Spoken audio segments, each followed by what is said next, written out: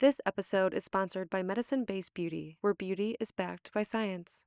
Ladies of CNY, what are your plans for Galentine's Day? Get ready to celebrate sisterhood and join us for an unforgettable night of fun, friendship, and fabulousness on Thursday, February 13th. Expect delicious food, a bouquet bar, astrology readings, massages, jewelry, and so much more. As a special thank you to our listeners, use code Cultivate CNY at checkout for $5 off your ticket. Don't miss out on this incredible opportunity to celebrate Galentine's Day with your besties. Visit cnywomensnetwork.com/events to grab your tickets and get ready for the best girls' night ever. Hello, and welcome back to another episode of Cultivate CNY. I'm your host, Alex Canavan, and this week we have Arel Moodie on the pod. Arel is a professional speaker, best-selling author, entrepreneur, father, and husband. He has spoken to over 750,000 people in 48 states and 5 countries, and he has played a major part in building multiple 7-figure businesses. In this episode, we talk about how he got into speaking professionally, the struggles of being an entrepreneur, the evolution of the Profound Mastermind group, and his advice to anyone looking to start a speaking career in 2025. Now, I don't want to give too much away, so let's get right into it.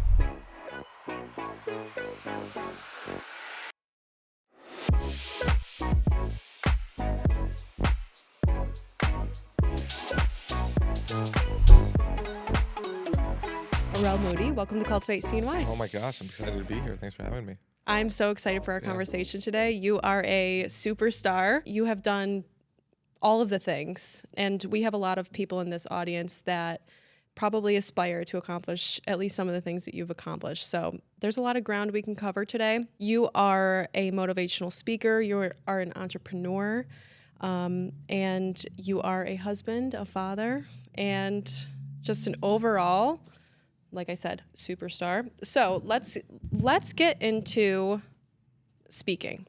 How did your speaking career start? You're 18 years in the game at this point, so you've been at it for a while. You know, speaking is the kind of thing that I think when you see someone doing it, it lights up. Well, maybe any passion. Maybe I shouldn't say speaking. When you see someone else doing the thing that just lights up your soul, that's what speaking was. You know, like I was trying to figure out what I wanted to do when I was younger. I went to a lot of professional development events. I saw a speaker who was just like amazing, and then I saw another speaker who was amazing.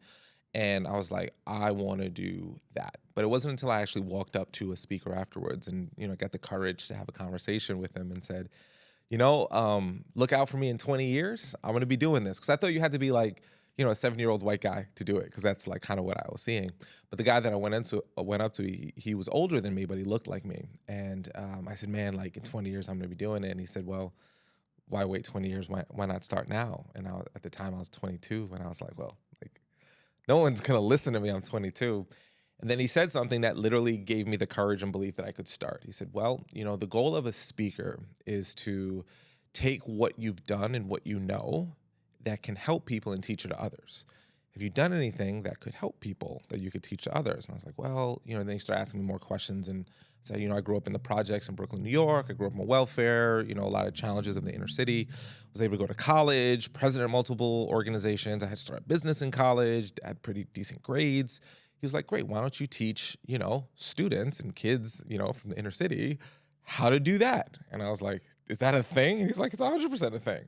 So, and then he said this, and this was the like push that I needed to go after it. He said, you know, when I speak to people, I speak from a father figure perspective. He said, when you speak to people, you could speak to people from a big brother perspective, and there's value in both. So I just needed to figure out who could I help, how could I help them, and then just the courage to believe that I was the messenger, if you will. So that started it, and there's so much of understanding your message and your craft and your content and who book speakers and how do you get paid to do it. And there's a million other small things, but that was the push that I needed. And I've been enamored by it. And for me, it's an infinite game. I think I'm going to be a speaker until I can't speak or I die, like whichever comes first. And if I can't speak, I'll hopefully be able to write. And if I'm dead, hopefully I've done some stuff that, you know, is recorded in the ethers there. Yeah, overall, you're definitely going to make an impact on the world, right? That's the goal. That's the goal. I try every day. Yeah. So when you started this speaking career, how did you gain that credibility as someone new to the game and fairly young as well? Yeah, it was super hard. But someone positioning to me, or someone explained positioning to me in a really interesting way. And this is how I position myself. They said, whatever you have that you're most vulnerable about, you could actually lean into it as the exact reason why people should listen to you.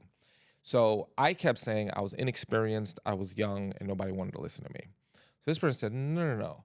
You're connected to youth because you are a youth and you have a fresh perspective on the topic. So when I changed that perspective of like, well, I thought I needed to be like a bajillionaire and I thought I needed to have like done a million things before I could, I started leaning into this idea of, well, if the market I'm going after is like students and I have a fresh perspective because it's the one that I think works, share that. And I think that was the big positioning. And of course, you have to have credibility. So like positioning and credibility to me are two different things. So positioning is, why should you choose me over someone else? Credibility is, you did the thing that you want to tell people how to do. So in this case, I had, not great grades in high school, but I got great grades in college, and I had been a president of student orgs, and I graduated. And many kids in the inner city, or many schools, would consider that the successful prototype of what they're trying. A kid who graduates high school, graduates college. So once I understood that, because of who I was, I had the credibility, and then I could figure out the positioning to get people to see why they should choose me over others, then it was just a matter of leaning into that and positioning it and putting it out there. So my first title was America's Top Young Speaker. So, I was like positioning myself as like, I am the young speaker, like. And then the other thing about positioning, which is kind of funny, and this is a little like, it's a little weird because depending upon how you hear this, you'll either love it or you'll hate it. So it's really dependent upon the person hearing it. It was from Muhammad Ali, where he called himself the greatest fighter of all time. And he's like, I don't know if that's true or not, but I started calling myself that. Then other people started calling me that. So sometimes you got to just kind of choose a mantle and own it. And then other people might just start owning it. And then you can actually quote them once it's someone else says it. So if you call yourself like the leading voice of Central New York, right? Like maybe you make that up, but then the first time someone else calls you that, you then quote them. So again, it's all about positioning and being willing to do what it takes in the beginning to get your traction going. Oh my God, that's such great advice. That's I feel like that's a major PR hack, just choosing what you want to be known for and just riding with it all the way. And again, some people will hear that and go, that's genius. And other people hear that and go, that's disingenuine. So it's all about how you choose a position. Never, like I would never say I'm the greatest chef in America because I can't cook at all.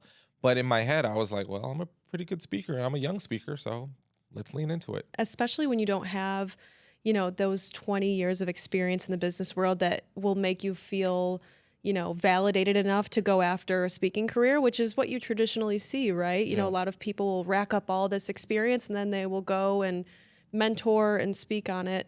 But when you're starting as a young person, that's came from college, you gotta kind of fake it till you make it in a way. You gotta rise to the occasion. Actually, I heard this term and I liked it because I used to have a love-hate relationship with fake it till you make it, right? Like, because I was like, man, I don't want to be fake, I want to be real. But then someone said, don't fake it till you make it. Experiment until you make it. Try something you've never tried before. Try it on for size. See how it fits. Because everything that you do that's new feels kind of fake at the beginning, if you will, feels a little wrong. But if you look at it as I'm experimenting with, maybe I want to try some new clothes. I'm experimenting with a new style. I'm experimenting with and then when you find a thing that fits, it just feels so like right. And you got to do a lot of things wrong before you get it right. Yeah. Exactly. That resonates with me a lot. I think I'm going to start saying that more. I always say fake it till you make it, but I believe in the power of words. I think the words that we say, even when we're not super conscious of the words that we're saying, can dictate our reality. So that's huge. Well, you started your speaking career talking a lot about increasing likability. And I would kind of love to touch on that because I think that is a tool that we can all use. Yeah, so I got into likability because I started saying, people would say, hey, you would meet someone and it's kind of like they were your best friend right away. Like, how do you do that? And the thing that was kind of geeky about me or weird is I really wanted to study social dynamics. I really wanted to understand, like, why is it that when one person says something, everyone laughs, and someone else says the same thing, no one laughs? Why is it that when someone walks in a room, everyone immediately goes, that's somebody, and someone else walks in a room and they completely unnoticed? Like, social dynamics have always been kind of a very strong curiosity for me.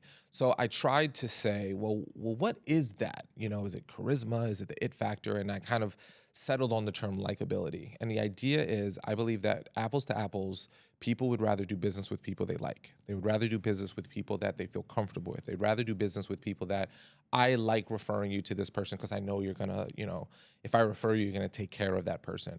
So then what I tried to do as best I could is decode what is that it factor? What is that charisma? What is that likability? So that anybody, regardless of their natural inclination for social dynamics, could be really good at it. So I started a podcast. I started doing some speaking around it. Created online courses and that kind of stuff around the content. What are some characteristics you think make up a great leader? Ooh, characteristics that make up a great leader. First one's likability. Yeah, well, I think likability and trust go hand in hand. I think when you trust someone, you like them. When you like them, you trust them. So I think a good leader, a great leader, has knowledge, so they know what they're doing. And if they don't know what they're doing, they know how to find the people who can, or they know how to ask the questions, how to do that. And then accountability, holding people accountable to, hey, if we say we're going to do this thing and you say you're going to do it, you're going to do it. If I say I'm going to do it, I'm going to hold myself accountable and I'm going to do it. And if you look at leadership as,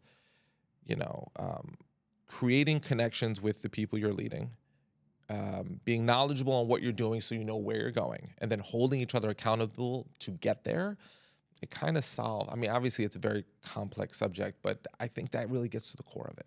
Yeah, understanding not only accountability, but also part of accountability is the follow through. I feel like that's the hardest part, is kind of following back up, staying on track, making sure we all meet our goals. Yeah. I really just started leading people in the past year, and it's been quite the experience. It's a skill set all into itself. Yeah. All into itself. Yeah. I definitely, it's no joke. It's the most important job you'll ever have.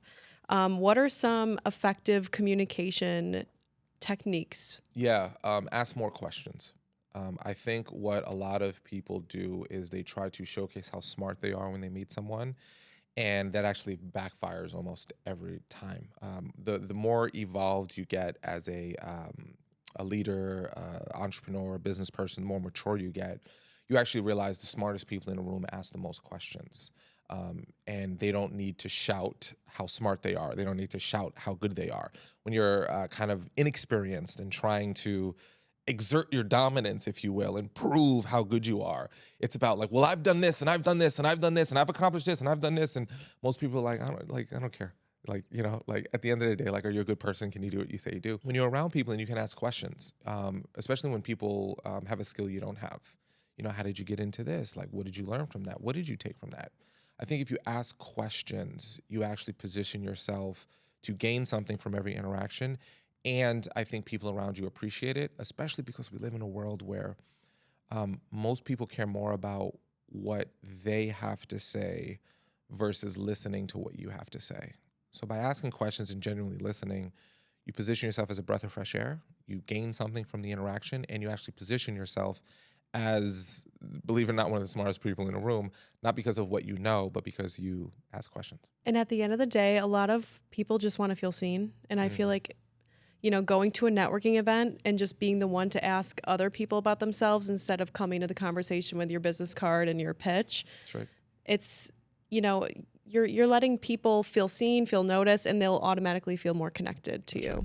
Are you ready to take your career, connections, and professional growth to the next level? The 2025 CNY Women's Summit is just around the corner on March 7th, and this is your chance to be a part of an empowering day filled with inspiring speakers, interactive workshops, and meaningful networking opportunities. Early bird tickets have already sold out, but don't worry, standard tickets are still available. But here's the thing, they're going fast, and you don't want to miss out. So, as a thank you for being a part of our wonderful podcast community, we're offering you $10 off your ticket when you use the code Cultivate CNY at checkout. Don't wait. Head over to cnywomensnetwork.com/summit to grab your ticket today. And let's make 2025 the year of bold moves and big wins. How long into your speaking career did you get the big idea to start Talkadot?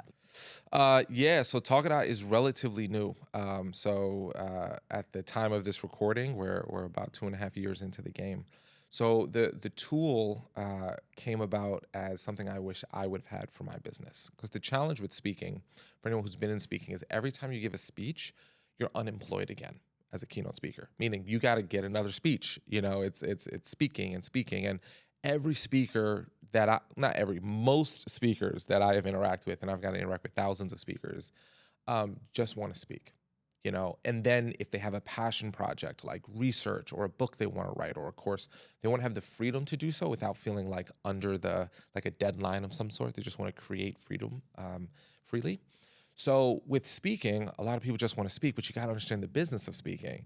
And the business of speaking is, how do you turn each speech you give into another speech? Because that is the most ideal scenario.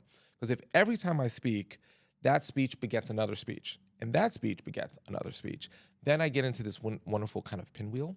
So Talk It Out came about because as a speaker, I get certain people say, hey, Arel's into speaking, you should talk to him about speaking. So I get requests like that all the time. And when I have the availability, I'm happy to talk to people as best I can. And I got introduced to one person who, she had just sold a tech company, and she was looking to get into speaking. She interacted with me. I started helping her with her speech.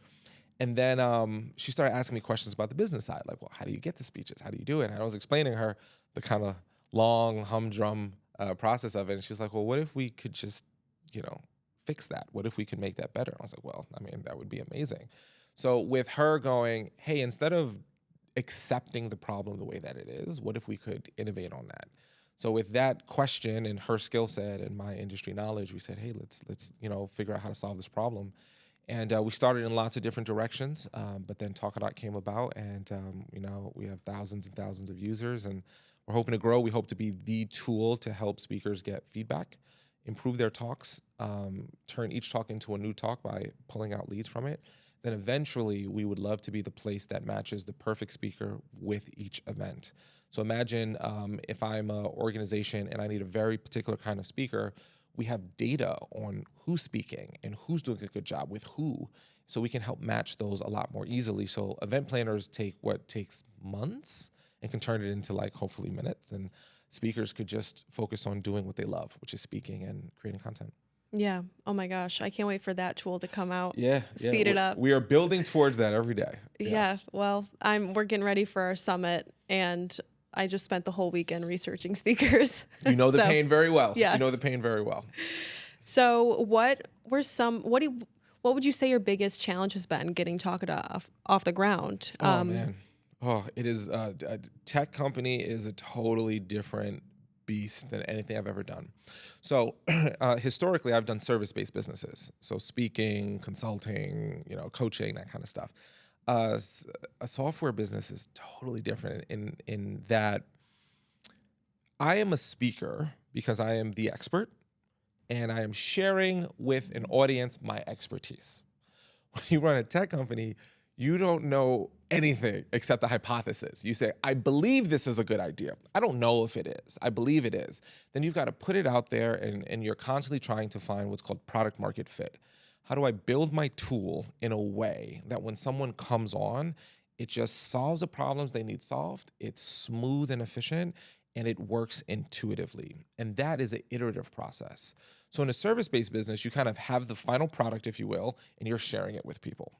In a tech business like Talk It Out, you're constantly iterating to the point that it feels like that's all you're doing, because you're putting something out there, you're seeing how your audience responds to it. And then what you have to do is build this, philosophy or idea that when someone complains about your tool, that's actually a good thing. It's a signal that there's an area of friction that needs to be smoothed out. Now, when you think about the tools that just work really well, like the Instagrams or the Google Maps of the world, you just jump on, you know where to click, you know how to get the thing that you want to get to, and it works. That's the 0.001% of apps that have won. 99.9% of all our apps have lost. They're not that easy to use. They don't solve problems well. They're not intuitive.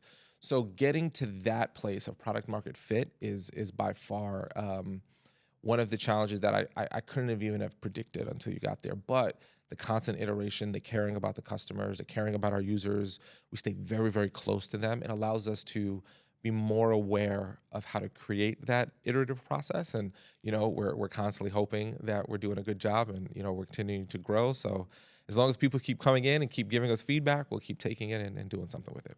Well, yeah, and you know what? The feedback means that there's room for growth. So Yeah, that's it's right. just a signal that we're not done here yet, and there's always room for growth. That's right. What have you do you think anything within you has changed, or have you gained anything from this experience? I presume you're probably a little bit more resilient and patient. Yeah, you have to be. I think entrepreneurship in general is a mirror. It will reflect your biggest insecurities. It will reflect your biggest strengths. It will reflect. You can't hide. When you work in a job for someone else, there's always a little bit of you that, if you chose to, could say, well, this doesn't run well because of him, or that boss up there makes stupid decisions, or this person in that department, they're ridiculous. But when you're an entrepreneur, when you're running it, if you don't like something, like, you have all of the power to make the change. So if something's not working, that means it's on you.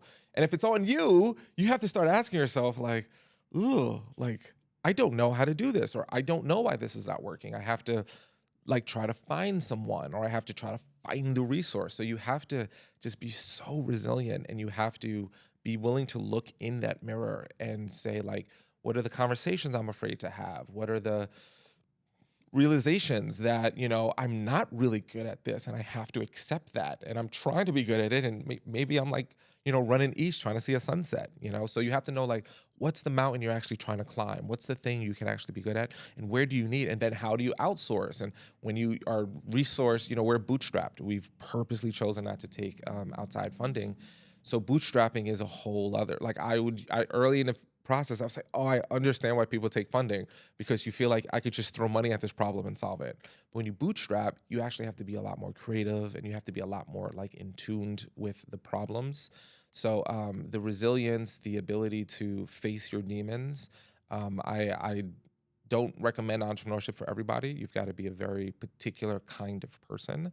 But if you're willing to look into that mirror and see the reflection, the only thing that happens on the other side of it is beauty and growth. And my kind of mantra is, everyone likes growth, but nobody likes growing. Growing sucks. It is painful. It is terrible. It is debilitating. But on the other side of it is growth, which is beautiful, which is wonderful, which is everything that I think we aspire to achieve in this world. Yeah, that was beautiful. Honestly, I started this company a little over a year ago. So I feel like the past year has been quite a spiritual journey. That's what I've been calling it. I say business is a spiritual journey. You got to get ready. Get ready for the ride, babes, because you're going to learn things about yourself that you might not have learned otherwise, honestly. I don't think you can. I think when you start a business, or you do anything entrepreneurial, right? You could work within a company but still be entrepreneurial. You have to face, like, why don't I? Okay, so I don't like marketing. Why don't I like marketing? Why don't I want to go to that networking event? Why don't I want to shake that person's hand? Why don't I want to? What insecurity is really showing itself? Like, what? So you're forced to, because either you eat or you don't. And sometimes you have to, I kind of tell myself, it's like, entrepreneurship sometimes feels like a game of how long can you hold your breath?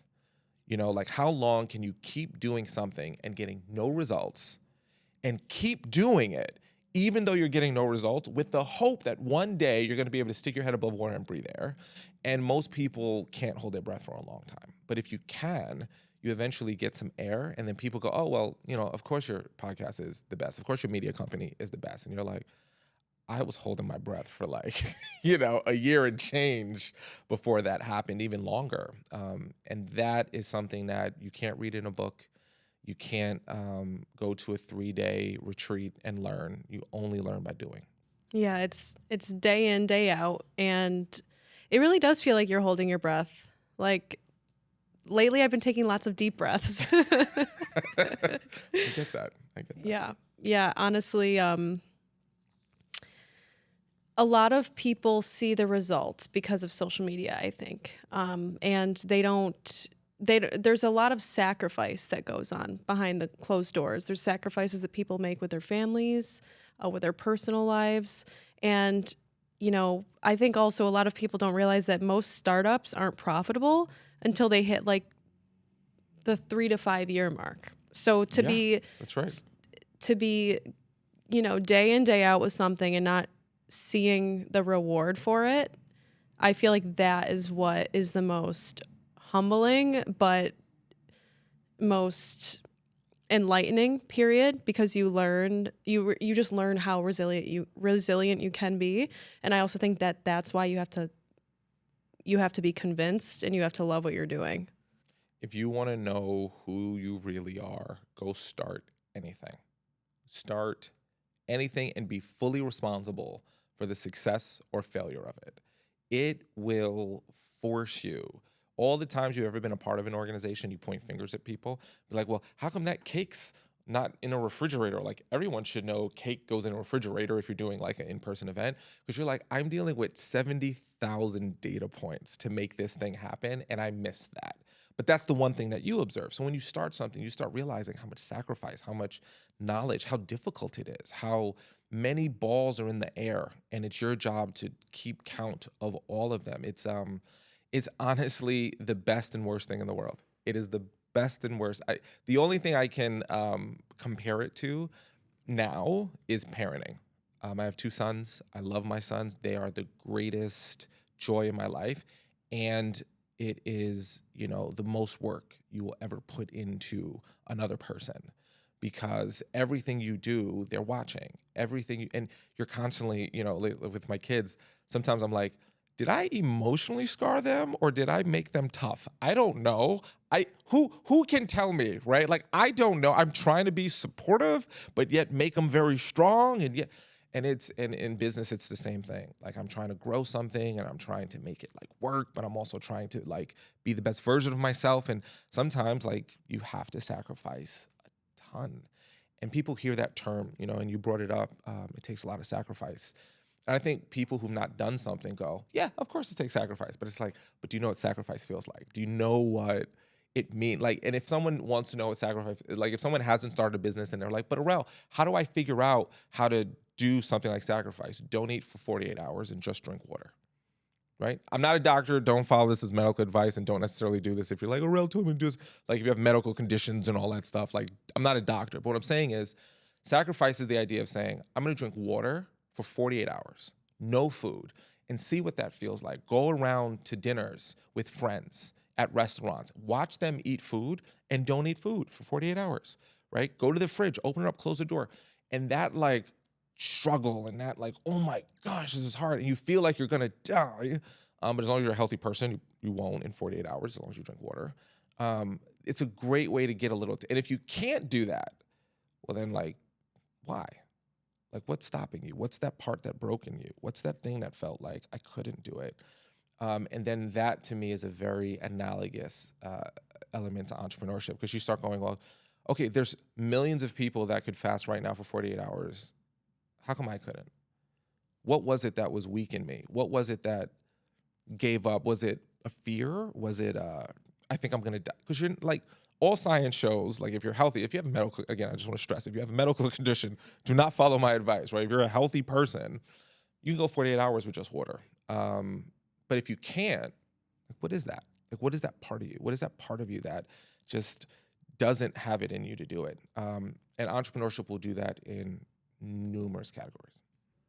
Now, since we're on the topic of sacrificing, a lot of entrepreneurs, especially within the first 5 years of the business, it's tough. It's like we just explained, it is like mentally, it is a huge struggle for a lot of people. So a lot of people do end up sacrificing things in their lives they shouldn't be. Mm-hmm. Sometimes it's maybe relationships. Sometimes it's their health. How have you been able to, maintain who you are while building this thing? So I'll give advice on well, I won't give advice. I'll tell you what I did. I will never, this is not something I actually recommend to other people because it worked for me. I don't know if this will work for everyone else. I believe you have to know what your red line is. You have to know what is your maximum output. And then you dial back from there. I think most people actually don't know what their red line is. They haven't, like, there's this thing, I think it's in like Navy SEALs or something, that like if you're holding a weight and you feel like your arms are about to like die, you're only 40% of what your actual capacity is. Like people actually don't know what their capacity is. So I spent a long period of time redlining. It's probably not healthy, like working really long hours, probably not eating the way that I should, like trying to give it. And then I start going, you know what, that's not sustainable. But now I know what not sustainable looks like. It's not like I worked for, like till 4 o'clock in the afternoon and I said, okay, I'm done for the day. Like now I have to, if people can figure out how to do that, great. I wasn't. I had to figure out what is the most I could give. Then once I figured that out, my second realization was quality over quantity all the time. So if I met my wife when I was 18. We've been together since I was 18. She's the love of my life. And there's a lot of times where like, I wish I could give her more hours in my day. But when I am with her, I'm locked in on her, right? I try to do my best. And obviously no one's perfect, but I see a lot of people out at dinner and it's go to a restaurant and see how many people are sitting at the table on their phones and not interacting with each other. So I could say I went to dinner with my wife, but was I present?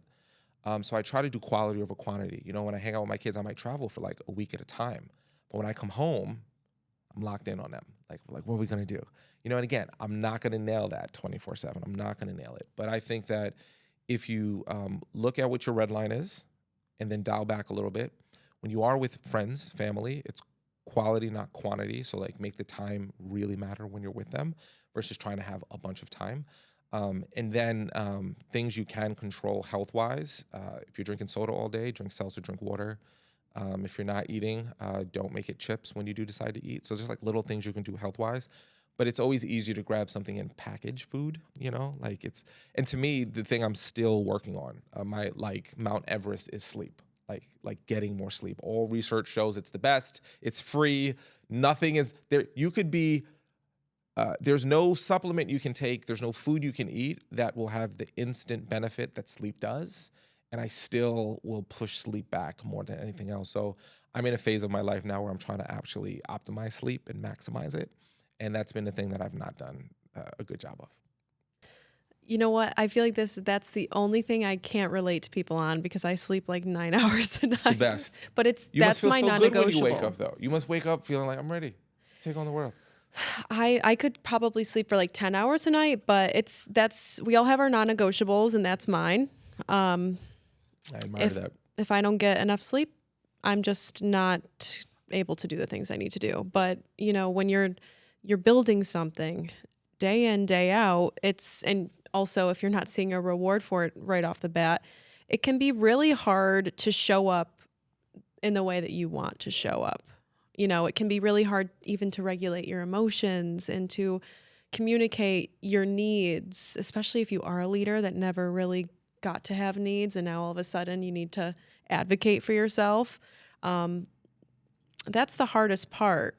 What have you learned about yourself as a leader, and maybe places that you've fallen short that you've been able to improve upon?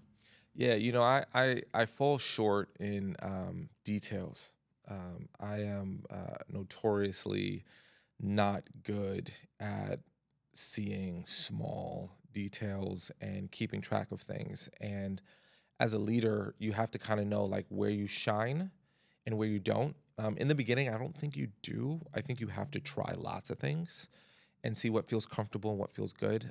For me, saying like, hey, this is a great idea.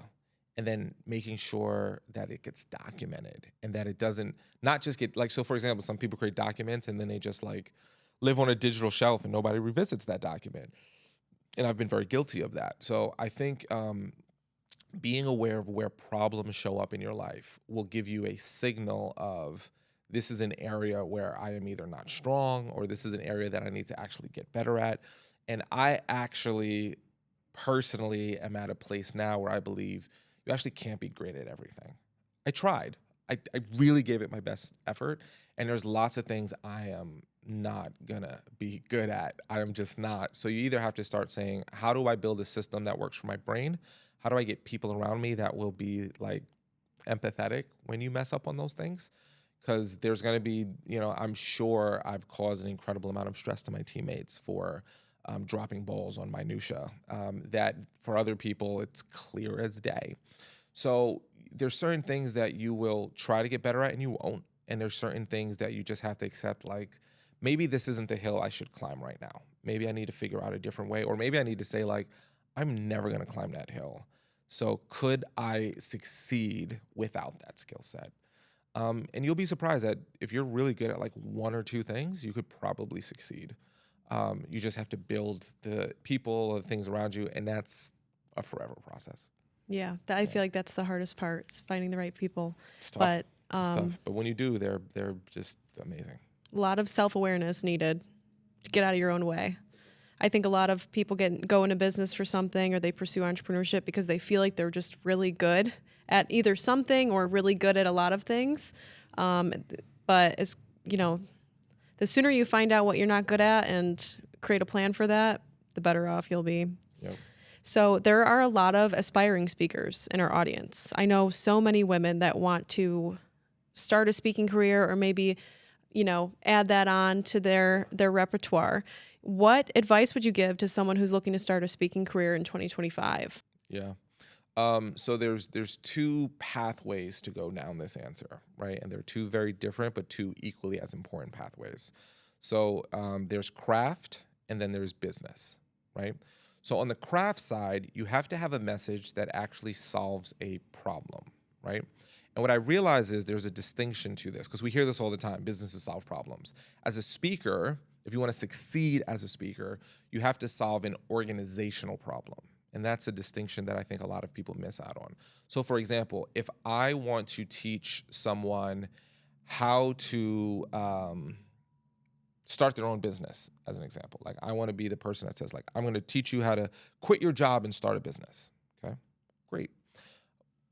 What company wants to hire you to come in and speak about quitting your job and starting a business, right? So like, though there is a problem, organizations hire speakers, individuals typically don't. Individuals hire consultants and coaches and courses and that kind of stuff. So if you want to create a course or a coaching program to teach people how to quit their job and start a business, that's wonderful.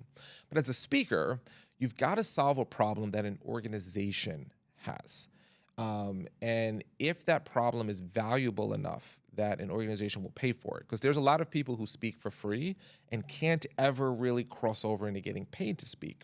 And that's typically because they're not solving a problem that is painful enough that an institution would say, I want to put dollars behind getting that problem to go away. So you have to understand, from a craft perspective, what kind of problem, like what would I want to talk about? And I believe anyone who says, well, I just want to share my story, I want to share it like I've been through a lot. Your story is only helpful if it helps solve a problem in an organization or a person's life. A lot of times people use the stage as almost like public therapy. Like, I was abused, I was hurt, people said I was nothing, and I proved them wrong. Thank you very much. And they walk off stage. And you're like, well, like, I'm in the audience, like, wait, what do I get out of this? Like, how is my life any significant or better? And it has to be more direct and clear. So from a craft perspective, I would ask people, in your life, in your experiences, well, what problem can you solve for organizations? What problems can you solve for the people within those organizations? And is that problem painful enough that someone would be like, yeah, I would want to pay to see that go, right? So for example, team culture.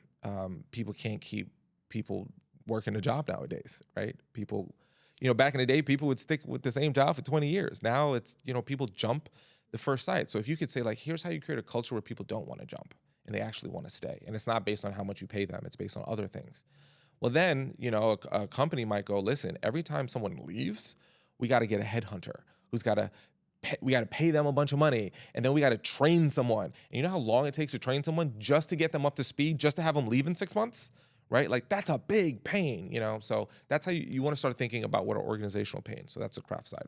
The business side, what I would tell someone is find associations of people you want to speak to and start there. Whoever you might want to speak to.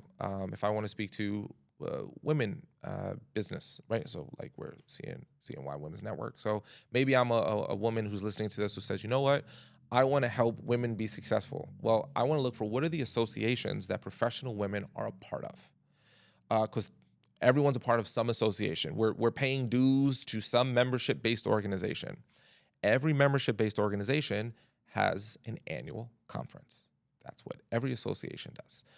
So if you're like the Women's Business Owners Association, if you're, I'm making that, I don't know if that's actually a real thing, but so I'm trying to think of like real things. Like, so if I'm a human resource manager, I'm part of SHRM, Society of Human Resource Managers, SHRM.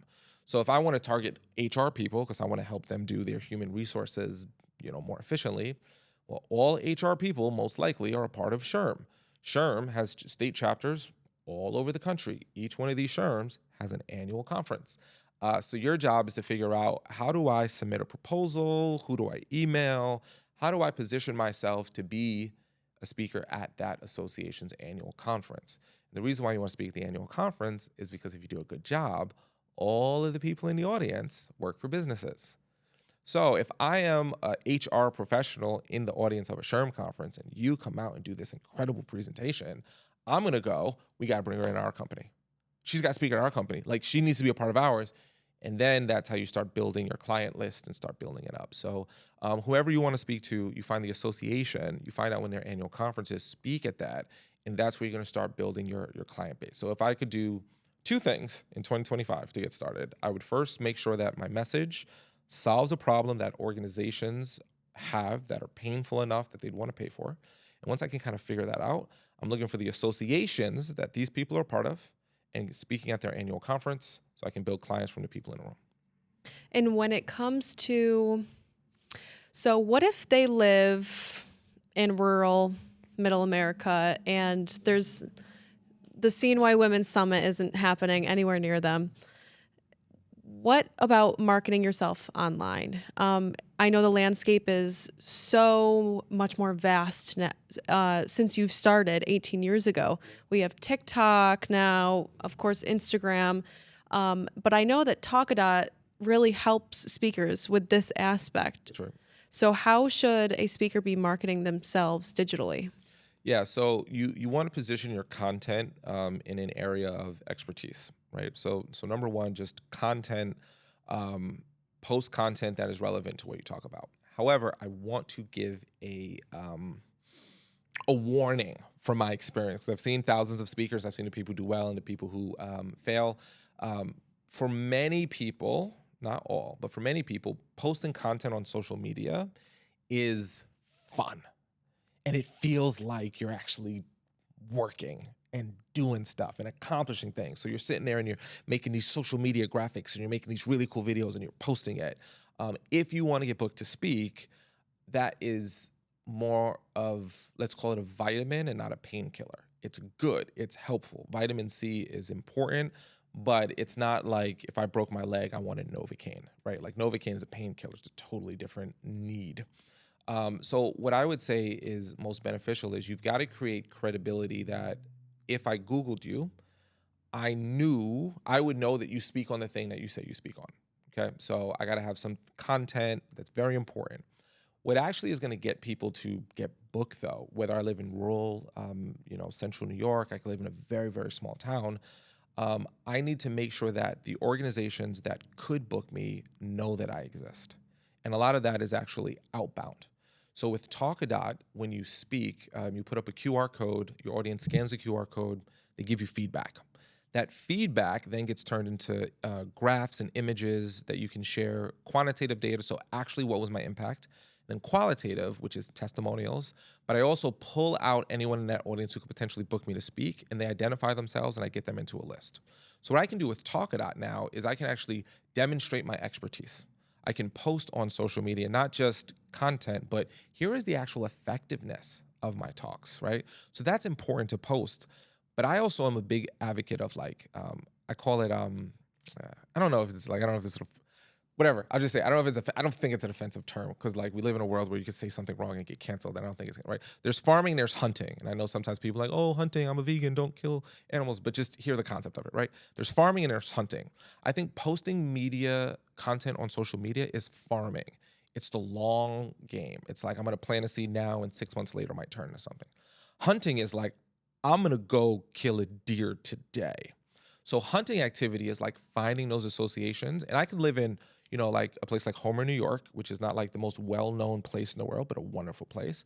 And I could send emails to LA, to Philadelphia, to New York City, to Minneapolis. I can email any association and say, I solved this problem. If you have Talkadot data that shows actual evidence of what you've done, I've solved this problem. I'd love to come to your organization and speak. And then if they want you, they'll pay for your flight. They'll pay for your hotel. They'll pay you a fee to speak. So the great thing about speaking is it doesn't matter where you live. I live in Jamesville, New York, right? Like Jamesville is not the hotbed for conferences, right? But I love it in Central New York. Like I don't want to live anywhere else. Like this is home for me. But I speak all over the country because we have an airport. So as long as we have an airport, I get anywhere. So you don't have to worry about where you live. If you're a speaker, you don't have to live in LA. You don't have to live in Chicago. You don't have to live in Philadelphia. But you do have to farm. So post content that's relevant, topics, which is good. But you also got to hunt. And you got to reach out to people. And that will allow you to book speaking engagements. Yeah, I think a lot of even people that aren't even in the speaking industry, I think a lot of people get tied up in the social media game of it all and end up wasting a lot of time when they could be leaving money on the table. I think it's comfortable and safe and feels good to post. It's more, you will deal with way more rejection when you reach out to people because you're going to reach out to people and they're going to ignore you, say no, but sometimes they say yes. And that's really what matters. Yeah. A lot of the times the pitching is a numbers game, right? The more you pitch, the more you'll book, of course. What do you think makes a strong pitch? What have you learned over the years? Short, number one. Long, drawn out, like, let me give you all the reasons why. Not a good pitch. Number two, questions are better. So, for example, if I was reaching out to someone, I might say something like, hey, Amanda, I see that you're planning this wonderful conference. Congratulations, looks really good. I was curious, are you still looking for speakers? I speak on this topic, and I was just wondering if it was a good fit and who I might be able to send some stuff to. Let me know if you're still looking and who I might be able to send it to. Like short, right? Like to the point. Because what you're really trying to do in your first email outreach is just gauge interest. Because if you've booked all your speakers, it doesn't matter how good my pitch is. You've moved on to solving a billion other problems in your life. You're not solving the problem of who do I want to speak. But if I am looking for speakers, I might go, hey, yo, send me your stuff. Let me take a look. And then you got to have like a speaker demo. With Talk It Out, we have a report of all of the places you've spoken, how well you've done. So I recommend sharing that because if you can show that you've historically done a good job, it's good assumption that in the future you do a good job, right? So you want to have some of your data in your website topics bio. So that's the stuff that you would send. It's that easy, but it's also that hard because you got to do a lot of it. It's a lot of speaking is timing. I need to find someone who needs a speaker like me and has, if I'm wanting to get paid to speak, a budget to speak. And sometimes people need a speaker, but they're not looking for one right now. Sometimes people have a budget, but they're not spending it right now. So getting it into that timing, the only way to overcome timing is consistency. It's the only way to overcome timing. You cannot predict when someone will need you. You're not posting, I need this. Who can now pitch me on this thing I need? But if you're consistently putting yourself out there, it's just a matter of time before you actually meet someone who has the problem, wants to get it solved, and you're the person to solve it for. Yeah. You got to have a plan of attack. Yes. So let's talk about networking. Mm. You started Profound with Adam Weitzman and Jeff Knaus. Mm-hmm. How did that happen? So I spoke at an event of CNY Best Places to Work. I was a speaker for it, and amazing guy named Jake Tanner, who was one of the co-founders of Digital Hive, which was a local digital marketing agency, was at the event, comes up to me, starts talking to me and says, hey man, I really liked your speech and, would love to, connect. And I said, yeah, man, of course. And me and him just became really good friends. And I said, man, I've always wanted to see the Digital Hive office. Let's can I come by? He's like, yeah, man, come by. So I go to the office and I meet Jeff there. And I remember the first time I met Jeff, it was really funny because Jeff is like the most connected, well-known guy I've ever met, like locally. And he's like, Jake knows you? And I was like, yeah. He was like, there's no one Jake knows that I don't know. And he knows you and I don't know you. And I was like, well, I don't know what to say. Here we are. And then Jeff and I became pretty friendly, but not friends yet. And then we had this wonderful idea that, you know what? I'm really good at speaking. Digital Hive's really good at digital marketing. So we had spent this time coming up with this idea that I would go speak on behalf of Digital Hive at marketing conferences, because speaking was one of their main client acquisition channels. But they were like, dude, you're going to do this significantly better and more effectively than probably we could, and we could use our time to do something else. I was going to go speak at conferences, talk about digital marketing. You know, it's their content. We know it works. And then, you know, pass clients to them, and we'd have this kind of like interesting relationship. So I was like, man, let's explore this. So we were really pushing it together. And then March 2020 hits, and COVID comes in, and all live events get shut down. So I was like, well, I guess we're not doing that no more. And that was like pretty sad because, you know, we had been developing that for some time. And then they sold Digital Hive during that process. But during that, you know, I got to know Jeff really well. And, you know, Jeff is like, hey, man, since I sold Digital Hive, like, I have this idea for this next thing, and I think maybe we should do it together. And I was like, well, okay, well, what are you thinking about? And he talked about the idea of like the mastermind group and bringing together Central New York's like top business professionals. He said Adam is super excited about the idea. And I was like, yeah, like it sounds like everything I'd want to be a part of. So because of that failed opportunity, which turned into a great opportunity for them to sell their business, it birthed Profound Mastermind, which is it's an amazing group of human beings. Yeah, yeah. What have you learned about, you know, creating a community like that? It's not easy. It is not easy to create community. No, Yeah, no, it is. it's one thing to launch a community, right? But I think it's a whole other ballgame to keep it going, keep it Yeah, engaged, yeah, and of course, it's going to evolve over time as yeah. things do. But You know, it's not easy. Here's why it's not easy. When you deal with like, so we have, you know, 100 members, right? You'll have some people who'll say, I loved this water. But then you'll have a whole bunch of people who say, this was the most terrible water I've ever had in my life. And the reason why it's hard is because you've got to figure out, well, which one do I move on? You know, which act, you know, in the beginning of Profound, we used to bring these like big name celebrities, right? We'd be like Mario Lopez, Damon John, right? Like bringing these really big name people. But then we started getting feedback like, you know, we don't need these big name people to come in, right? That's not why we joined Profound. We joined Profound because we want to make these like deep, meaningful connections with each other. So then we go, okay, cool. That's what y'all want. We're going to like build what you want. Great. And then you don't bring in, and then you have some people who are like, yeah, this is awesome. This is what I really care about. But then you have other people who are like, no, you didn't bring in anyone I could take a picture with. No, man. Like, what's up with that? everyone's there for a different reason. You know, so I think the biggest thing about community that we've learned over the time is you have to understand what is the DNA of the community. What is the soul of it? So we created something called the Profound Manifesto. It's something we read at every event, and it basically talks about the soul of what our organization is. And we say things like, this is where you can be vulnerable. You can take off the mask that makes the hero. You can be Superman, or you can be Clark Kent. You can be Wonder Woman, or you can be Diana Prince. And it's this idea of connectivity, vulnerability, support. We talk about this is not a place to pitch. This is a place to build lasting relationships. So when we built the manifesto, we started leaning into it more, because if you didn't like the manifesto, you probably shouldn't be a part of this group.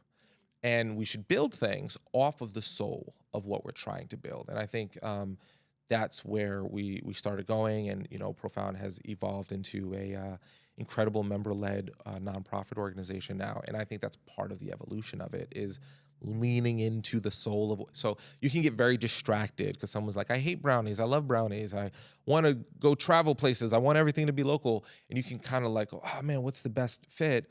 But then if you lean into the soul, you're never going to get it right 100% of the time. But you can go, well, this is what we're building. And I think people love to identify with a group that can identify values in them within the group.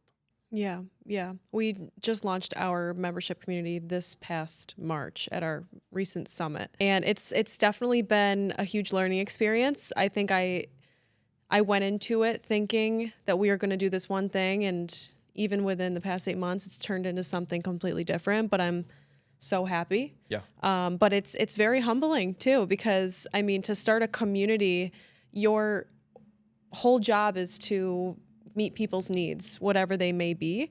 So kind of, I could I could imagine that coming at it with the manifesto first kind of clears things up a little bit, at least makes things a little. It gives you a North Star. It gives you a North Star because whenever you're building anything, it's easy to get, should I go here? Should I go here? Should I go here? It's easy to get distracted. And sometimes you need data to say, here is information from my community, so it's going to help us move forward. But then there's times where you have to be like, no, this is what we do. So either you like it and you're a part of it, or you don't like it and you're not a part of it. And that's okay, because that's how community works. It's for people to say, this is what I want to be a part of. Yeah. So what do you think is going to change or maybe shift now that it's member led, which I think is fantastic? I think it's going to be way more local. I think it's going to be way more robust locally. You know, one of the things that we started doing was these events, not in New York City, and events in Miami, and those were fun. They were like amazing and beautiful and great. What we kept hearing as feedback is, you know, these are fun and don't get us wrong, like we're enjoying it, but what we really want is more connection. I want to go visit other members' businesses. I want to see what they're doing locally. So I think one of the benefits of having it being member-led is that it'll be more, the strongest business leaders locally will have a stronger connection, which is what we're all about, and it'll continue to move. One of the things that happens with entrepreneurs is, it's founded with Adam, Jeff, and me. So I'm running Talkadot. So Talkadot starts becoming a huge part of my mental bandwidth. So it's like, I want to give Profound all the attention that it deserves, and it deserves an incredible amount of quality attention. But then like startup tech, it's an incredible amount of time. It's an incredible amount of time. And then, you know, Adam runs like a bajillion businesses, and Jeff got really into his startup Open. And, you know, when you're an entrepreneur and you have different, you know, goals, it's like, how do I keep this, or I don't want Profound to die. I love this organization, but I'm also aware that because of my software company, I can't give Profound all of the attention that it needs. So by it being a member-led organization, it continues to thrive. It continues to be more connected locally. And it allows the beauty of the culture of the organization. And I believe the realization that will happen is the community is the gold, not the leadership. And I think that's what makes community really good, where it's not dependent upon, I will only show up if this one individual shows up. It becomes, I show up because all of us show up. And I think that's where Profound really is going to shine in this new iteration of being member-led. You know, I'm still involved with it. I still go to events. I'm still like give my input. So it's not like I've not been a part of it, but the community gets to shine. And I think that's what's going to be really most beautiful. Yeah. And I bet now that it's member led, I bet, you know, you get to kind of show up as a different person at these events and maybe even contribute in different ways, or possibly even more than you were able to before, because you're not in charge of everything. So you can actually be very present and kind of sit alongside everybody instead of in front. Yeah, I always say there's a not that I always say, but I have said to myself in the past, there's a big difference between throwing a party and attending a party. You both are there, but you're processing everything totally differently. You know, when you're throwing a party, you're like, what's happening over there? What's happening over there? Is the thing in the oven? Is the food out? Is the ice out? Is this out? But then you're also trying to be present and talk. But when you attend it, you can just be present. And it's a totally, you know, both of them are important, but it's just different vibe. Yeah, I hear that. I host probably 3 to 4 events a week, so it's been A week? It's been real. Golly, a week. But we're building out our ambassador program now, so hoping to take care of that problem. You are experiencing redlining. I figured out my red line this year. I'll tell you man. what, I have learned a lot about my red line in 2024. 2025 is going to be different though. We're preparing for that. Yeah. So what about you? What is 2025 looking for you? Are you excited about anything? Yeah, I'm excited about a lot of things. So I'm excited about Talkadot's growth. You know, our goal is to build a really, really strong, we call our members unicorn speakers, you know, and because we're different. A lot of speakers actually don't care about feedback. They just, you know, like, I just want to do the thing. But I'm like, well, I look at speaking as an art, you know, like dance is an art. You're never done being a great dancer, right? You're never done being a great makeup artist. There's always something else you can learn in any art. I see speaking as an art. So we're continuing to grow our community of speakers who see speaking that way. We want to attract speakers who see it as an art form that I can constantly get better at. So I use feedback to get better. I want to grow my business because I have a message that impacts people. So we're looking to create more value for our members. We are going to play around with doing some in-person events for our members. We're going to play around with doing a lot more content to help support people in their businesses. That genuinely, like, whether they use Talk It Out or not, the content will help them. And we believe that, by providing more value, it'll help strengthen the community, bring more people into our community. So I think the growth of it, I'm super, super excited about. We're getting to a place where we're, you were talking about that 3 to 5 year mark. So, we're hitting year 3.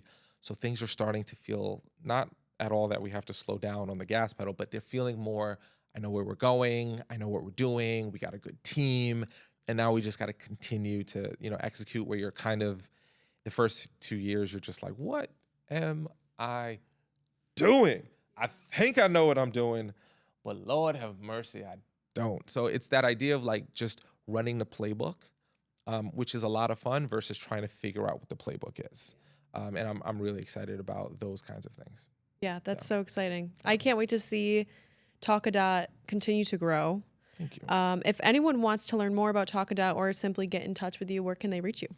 You can go to talkadot.com. Sounds like what it is, TALKADOT.com. So we have free accounts, so people can get in, use it. We actually have paid accounts too if people want more bells and whistles. We go to Talkadot. My name's Arel Moodie. I'm the only Arel Moodie in the whole world. Literally, if you Google my name, only I show up. I'm on LinkedIn pretty regularly, Facebook as well. Not really, somewhat on Instagram, not really on Twitter as much as I used to be. I don't know if Snapchat's still a thing. I'm not on that thing. Not a TikToker. So I would say LinkedIn is probably the best if anyone listens to this. And what I'm going to pose a challenge to your listeners. Okay, I'm going to pose a challenge. I want you to go on LinkedIn. I want you to find me. And if you listen to this episode, tell me at what speed did you listen to this episode on? Was it 1 speed, 1.25, 1.5, 1.75, or 2x? I tend to find that people listen to podcasts at different speeds, and I'm just curious. So this will let me know that you got this far into the interview. Reach out to me and say, I listened to it at this, and I'll make sure to connect with you. Well, I don't even want to know what I sound like at 2x. Arel, it was an absolute pleasure sitting down with you today. Thanks for taking the time to talk, and I'll be seeing you around. I just want to say you are creating something so important in the Central New York area. Thank you for allowing me to be a small part of this much bigger movement. And I only see good things coming from this. So thank you for creating the space and for holding it and for hosting it. My pleasure. Thanks so much. All right, guys, that is it for this week's episode. Thank you so much for tuning in to Cultivate CNY. If you enjoyed this episode, I would love it if you left us a review and make sure you're subscribed to the show. Speaking of the show, if you know anyone or if you are interested in being our next guest on Cultivate CNY, be sure to submit us an application. You can just click the link in the show notes. And if you're a business owner that's interested in getting in front of our audience, you can go ahead and email us at podcast@cnywomensnetwork.com to learn more about sponsorship and advertising opportunities. All right, that's it for now. I'll catch you guys next Monday.